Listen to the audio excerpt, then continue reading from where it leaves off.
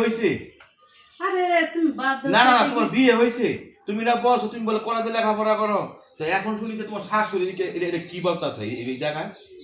মানে আরে কি হয়েছে? আমার ছেলে বিদে যাওয়ান গাই এই ফাঁকে দা তুমি এই পিটিশ পিটিশ করো পার্কে এসা তুমি আজকে যাও বাস তারপর আমি আপনার আপনার আপনার ছেলের বই না, হ্যাঁ। তো তুমি না বলছো তোমার বলে বিয়ে বিয়ে হয় নাই বলে, তুমি না বলছো আমার আমার সাথে মানে যে আমার বিয়ে হয় না, আমি কলেজে লেখাপড়া করি, তাহলে এইসব কি শুনতাছি আমি?